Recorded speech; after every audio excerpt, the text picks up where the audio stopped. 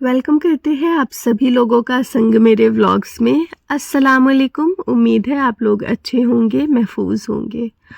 तो जी आज का व्लॉग बहुत इम्पॉर्टेंट होने वाला है, आप सभी लोग एंड तक ज़रूर देखिएगा। अगर आप हमारे चैनल पर नए हैं तब भी मेरी ये रिक्वेस्ट है कि आप प्लीज़ पूरा एंड तक ज़रूर देखें। बहरहाल जी हम लखनऊ में रहते हैं और यहाँ पर मौसम काफ़ी अच्छा हो रखा है आजकल। अब बस सर्दियाँ आने वाली हैं तो उसकी ही हल्की हल्की सी शुरुआत है कि सुबह और रात का मौसम काफ़ी अच्छा होता है, पंखे में ठंड लगने वाला। तो बहुत पुरसुकून सुबह लगती है ना कि जब मौसम सही होता है, आपको गर्मी पसीने नहीं आ रहे होते, तो आपका दिल करता है कि आप थोड़ी देर खुली हवा में सांस लें और रुकें। यहाँ पर देखें आपको आसमान में चाँद भी दिखेगा और सामने से धूप भी दिख रही है, ज़मीन पर धूप आ गई है, तो काफ़ी अच्छा लगता है इस तरह। तो बहरहाल मेरे से किसी ने बाइकआउट को लेके पूछा था, 2-3 क्वेश्चंस थे बाइकआउट को लेके। तो जी मेरा ये है ना कि हम अपने साथ रहने वालों को बता सकते हैं और समझा सकते हैं, लेकिन वीडियोस में भी पहले जो हमने कभी कहा है तो शायद किसी को समझ आया हो, किसी को ना आया हो। इस वजह से हम प्रॉपर एक व्लॉग बना रहे हैं इस पर, पूरे रीज़न के साथ कि क्यों मतलब हम लोग बाइकआउट क्यों करते हैं, या मुसलमानों के लिए फ़िलिस्तीन क्यों अहम है। जैसे कुछ लोगों को लगता है ना कि मतलब सिर्फ मुस्लिम होने के नाते ये लोग सपोर्ट करते हैं और ऐसा वैसा जो भी, तो उसके बहुत सारे रीजंस हैं। इस व्लॉग के थ्रू इंशाल्लाह आपके सारे क्वेश्चंस जो है क्वेश्चंस का आंसर मिल जाएगा आपको। अगर आप गैर मुस्लिम भी हैं तो भी जी बहुत सारे ऐसे गैर मुस्लिम भाई बहन हैं जो कि सपोर्ट करते हैं फ़िलिस्तीन के लिए। तो बस इंसानियत सबसे अहम होती है, इसके लिए किसी भी एक मतलब रिलीजन से बिलोंग करना, किसी एक कम्युनिटी का होना ज़रूरी नहीं है ना। तो जी इस व्लॉग में हम यही कुछ शेयर करने वाले हैं और अपना तरीका बताने वाले हैं कि हम किस तरह से चीज़ों को बायकॉट करते हैं। ठीक है, A few moments क्या later. बोलेंगे आप अंकल से? अंकल हाँ धनिया की पत्ती दे दीजिए। हाँ, अंकल धनिया की पत्ती दे दीजिए और बस अच्छे से बिस्मिल्लाह करके जाइएगा, ठीक है। तो जी बच्चे भी अब इस तरह के क्वेश्चंस करते हैं क्योंकि क्या होता है ना कि बच्चों को स्कूल और वैन इन सब में से बहुत सारी ऊट पटांग जानकारी मिलती है, जिसको अगर वो लोग क्लियर ना करें ना, या हम उनको अगर सही जवाब ना दें तो वो लोग कुछ भी अपने जहन में सोच लेते हैं। तो बच्चों को भी सही लफ्ज़ों में उनकी एज के हिसाब से चीज़ें एक्सप्लेन करना बहुत ज़रूरी होता है। तो मेरे जो बच्चे हैं ना अल्हम्दुलिल्लाह ये भी थोड़ा बहुत बाइकॉट को लेके चीज़ें जानते हैं, और क्यों करते हैं हम लोग इसका भी रीज़न वो लोग थोड़ा थोड़ा सा जानते हैं, लेकिन हाँ शायद वो जवाब ना दे पाएँ। तो बहरहाल अभी हम यहाँ पर शाहज़ान को बाहर भेज रहे हैं क्योंकि हम ये चाह रहे हैं कि जो मेरे बच्चे हैं ना उनको आए बाहर निकलना घर से बाहर, क्योंकि हमें ना उनको मेरे बिना जीना सिखाना है कि मतलब उन्हें हर वक्त सहारे की ज़रूरत ना होना। कहते हैं कि वो जब वक्त पड़ता है तो सीख जाते हैं, तो ऐसा बिल्कुल भी नहीं है। आज की ये जो दुनिया है ना इसकी रियलिटी बहुत हार्श है अगर देखा जाए तो। अच्छे लोग हैं, बुरे लोग भी हैं, लेकिन वो कहते हैं ना कि जब आप मासूम होते हैं ना तो लोग सिर्फ आपकी मासूमियत का फ़ायदा उठाते हैं।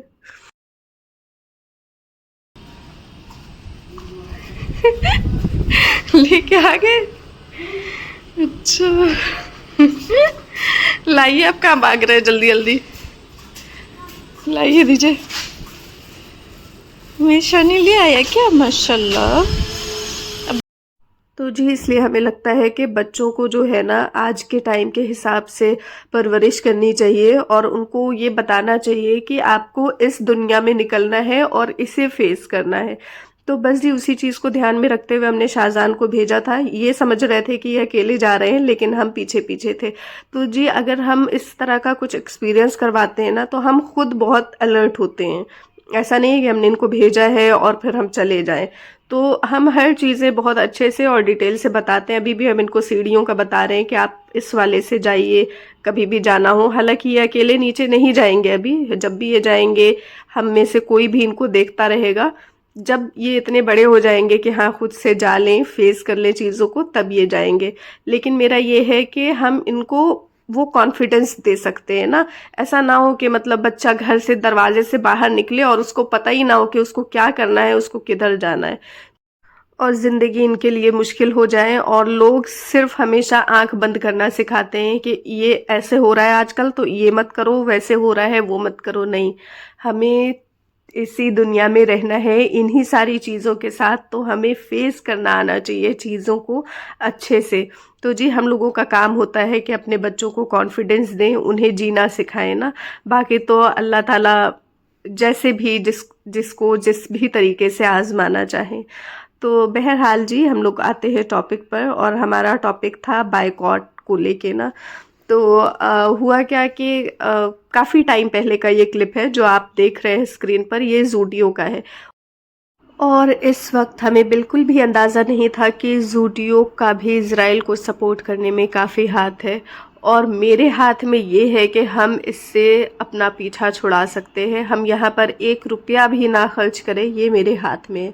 लेकिन इस वक्त हमें नहीं पता था और हमने यहाँ से ये फुटवेयर लिया था क्योंकि ये हमें सही लगता था। डेली वेयर के जो फुटवेयर होते हैं या कभी अचानक से हमें लेना पड़ जाए तो उसके लिए हम यहाँ पर आ जाते थे, क्योंकि यहाँ पर सामने लगी होती हैं चीज़ें और रीज़नेबल भी होती थी, तो हमें लगता था कि ले लो बस।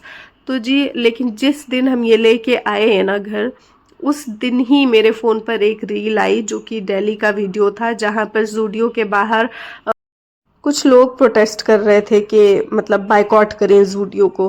और आप यकीन जाने कि उसमें सिर्फ मुस्लिम्स ही नहीं थे, उसमें जो प्रोटेस्ट कर रहे थे लोग उसमें नॉन मुस्लिम्स थे, और सब मतलब पूरे रीज़न के साथ कि क्यों बायकॉट करना चाहिए क्या है।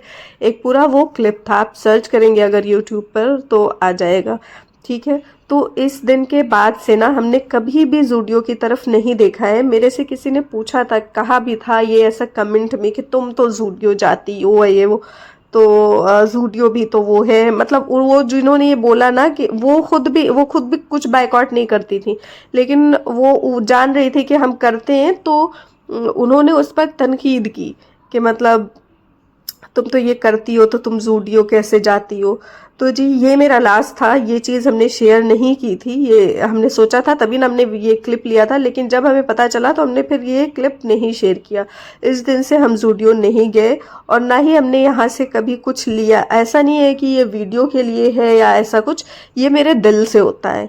और मेरा दिल सिर्फ ऐसा नहीं है कि सिर्फ फ़लस्तीन के लिए ही है या ऐसा कुछ, हर वो जगह जहाँ पर जुल्म और सितम होते हैं, फिर चाहे ये हमारे मुल्क में जो चीज़ें चल रही होती हैं उन सब के लिए मेरा दिल दुखता है। आप यकीन जाने कि मेरी मतलब ऐसा रातें जैसे होती है ना बेचैन हो जाने वाली, वो सब कुछ हमको होता है।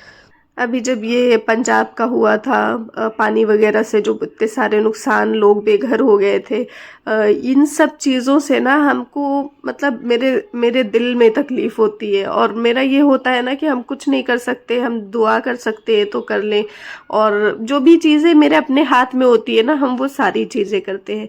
लेकिन जी बायकॉट का ये जो है ना, ये मेरे से बहुत सारे लोगों ने पूछा है कि हम लोग घरेलू मतलब घर में जो चीज़ें इस्तेमाल करते हैं वो सारी ही चीज़ें जो हम यूज़ करते हैं सब तो इजरायली हैं, जो अच्छी चीज़ें हैं, तो हम मतलब कैसे चूज़ करें, कैसे सेलेक्ट करें चीज़ें। तो जी उसका बहुत अच्छा सॉल्यूशन है, उसके लिए ऐप आता है एक, वो अभी हम आप लोगों को दिखाते हैं। लेकिन उससे पहले जी हम अपने मतलब ये जो रीज़न है कि हम लोग जो मुस्लिम्स लोग हैं वो क्यों इतना कनेक्ट करते हैं फ़लस्तीन से, तो पहले हम वो बता दें, फिर उसके बाद ये बायकॉट वाला प्रोसेस बताते हैं। तो जी सबसे पहले ये कि ये जो वीडियो है ये किसी सोशल मीडिया के ट्रेंड के लिए नहीं है, बल्कि ये हमारे ज़मीर और इंसानियत से जुड़ा एक मामला है। तो हम ये बात कर रहे हैं कि हमें इस्राएली जो चीज़ें हैं इजरायली उनको बायकॉट क्यों करना चाहिए, और फ़लस्तीन मुसलमानों के लिए इतनी अहमियत क्यों रखता है।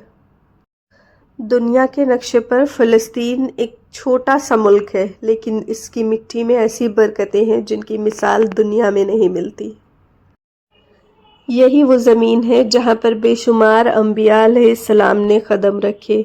अम्बिया यानी कि मैसेंजर्स, जो प्रॉफिट्स थे हमारे, उनकी कब्रें हैं यहाँ पर। इस तरफ वो लोग हिजरत करके आए थे, और यही वो जगह है जहाँ पर मस्जिद अक्सा है। और मुसलमानों के लिए मक्का मदीना के बाद ये मस्जिद बहुत ज़्यादा अहम है। आप कह सकते हैं कि तीसरी जैसे पवित्र स्थल होता है ना हिंदी में एक वर्ड, उस तरह से ये तीसरा वो मुकाम है जिसे हम बहुत ज़्यादा मुक़द्दस मानते हैं। मगर अफ़सोस कि इस मुक़द्दस सरज़मीन की आज क्या हालत हो गई है। बच्चों पर बम बरसाए जा रहे हैं, माँओं की गोदें उजाड़ी जा रही हैं और न जाने क्या कुछ वहाँ पर हो रहा है और हम सब खामोश तमाशाई बने बैठे हैं। अब सवाल ये है कि हम कर क्या सकते हैं? क्या सिर्फ सोशल मीडिया पर पोस्ट डालना ही काफ़ी है? बिल्कुल भी नहीं। हमारे पास एक ताकत है जो हमारे रोज़मर्रा के फ़ैसलों में छुपी है और वो ये है कि हम क्या ख़रीदते हैं और क्या नहीं। जब हम किसी इज़राइली या इज़राइल का मदद करने वाली कंपनी का सामान ख़रीदते हैं तो असल में हम अपने पैसों से उन बमों को, उन हथियार को ताकत देते हैं जो फ़लस्तीन के बच्चों पर गिरते हैं। वहाँ के लोगों पर जो जुल्म सितम ढाते हैं उन चीज़ों को हम सपोर्ट करते हैं अपने पैसों से।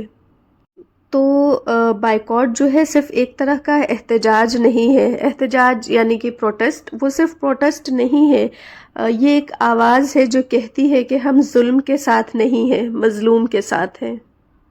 लोग कहते हैं कि हमारे बायकॉट करने से क्या फ़र्क पड़ेगा, लेकिन याद रखिए कि हर बड़े काम की शुरुआत एक छोटे से कदम से होती है। जब लाखों दिल एक साथ खड़े होते हैं तो दुनिया की ताकतें भी बदल जाती हैं।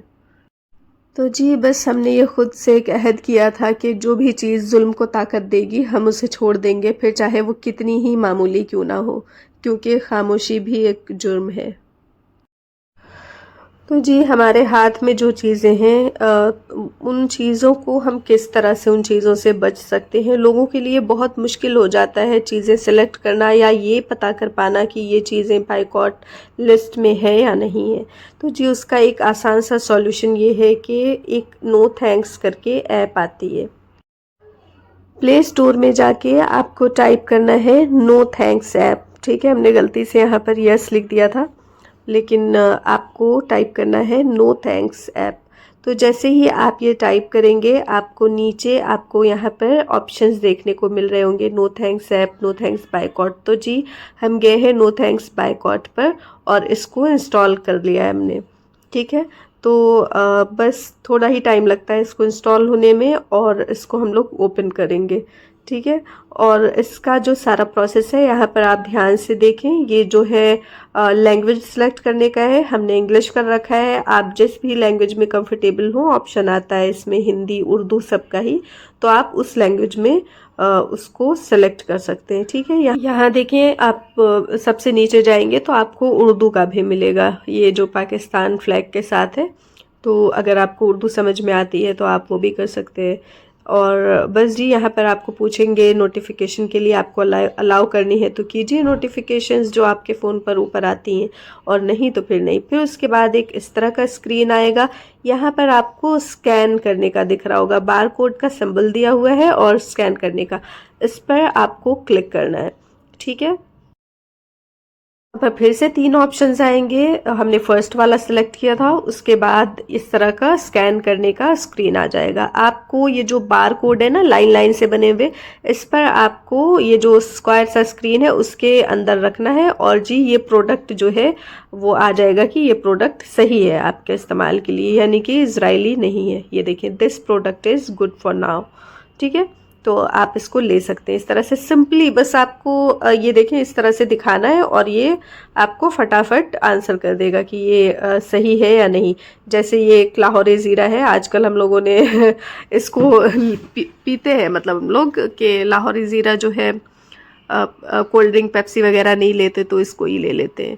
और ये मेरे पास बहुत पुराना पड़ा हुआ है, हमने यूज़ नहीं किया। हम देख रहे थे कि एक्सपायर होने वाला है कि नहीं, उस वक्त भी हमें कोई जानकारी नहीं थी इस बारे में, तो हमने टेटले का ये ग्रीन टी लिया था।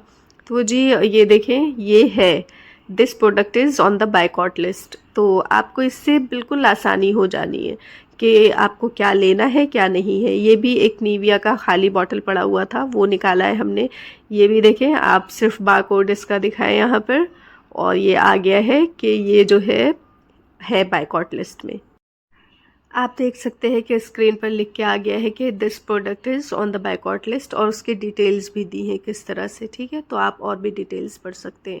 इस तरह से बहुत सिंपल तरीके से आप स्कैन करके चीज़ों को ले सकते हैं, और इस तरह से चेक कर के लेने से एक टाइम के बाद आपको पता चल जाएगा कि आपको क्या चीज़ें लेनी है और क्या नहीं लेनी है।